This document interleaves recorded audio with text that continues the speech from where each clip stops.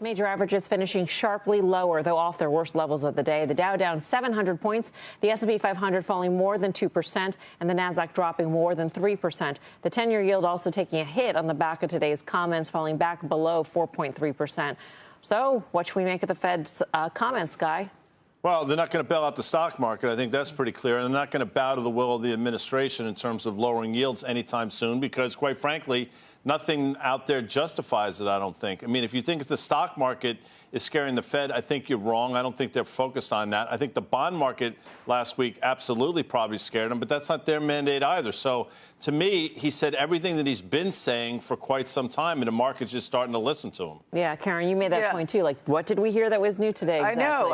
If you were there out there expecting a cut from him, I think that didn't make sense because we know he has this dual mandate. One side of it is in pretty good shape, right? The labor market is really in good shape. The other has a huge question mark overhanging it.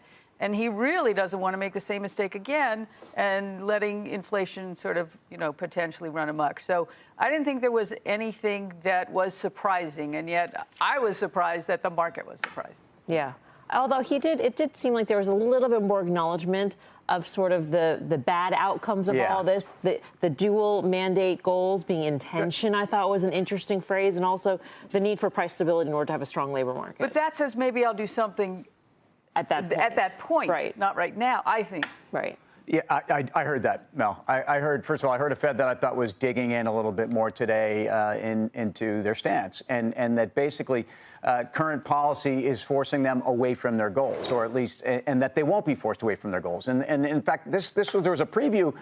Fed's Hammock was speaking earlier in the day, and this was at 12 o'clock, and I think it was really setting the table for this, which is that we are not going to, I think, something about respond to the twists and turns of the market, I think was a quote. And I think the dynamic here, it's kind of funny or ironic or not at all. But I would make an argument that our Treasury Secretary is somebody that probably for a long time wanted the Fed, lived in a world where I think was very critical of a Federal Reserve. I'm not, maybe I'm putting policy words in his mouth, but I think Scott Bessent historically was someone that probably felt the Fed was always too quick to jump to the market's rescue. There's a lot of people that have been kind of fiscal hawks on the investor side in the hedge fund community. And I think this is exactly what you probably want to hear the Fed saying, except for if we are at a time where it's an unprecedented dynamic in terms of what we're seeing and what the market has to respond to, an uncertainty. You get this place where if the Fed's not going to move, tells the market no go. It also tells you there's no stagflation, right? So if he's not worried about the employment side, there can't be stagflation. If he's not worried about saving the market, then who knows where inflation is going right now.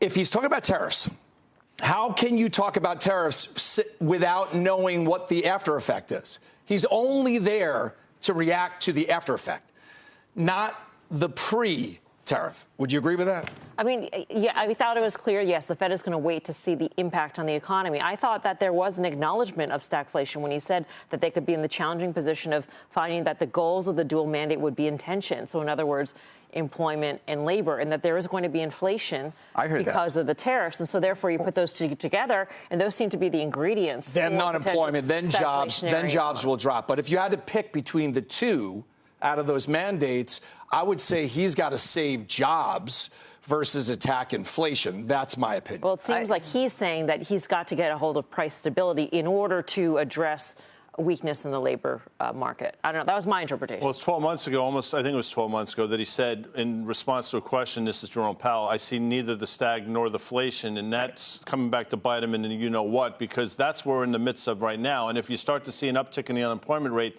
which I think in this environment it's almost inevitable, then you have stagflation right in front of you. And regardless of what they do, it's going to be the wrong thing. So they're better off just sitting on their hands.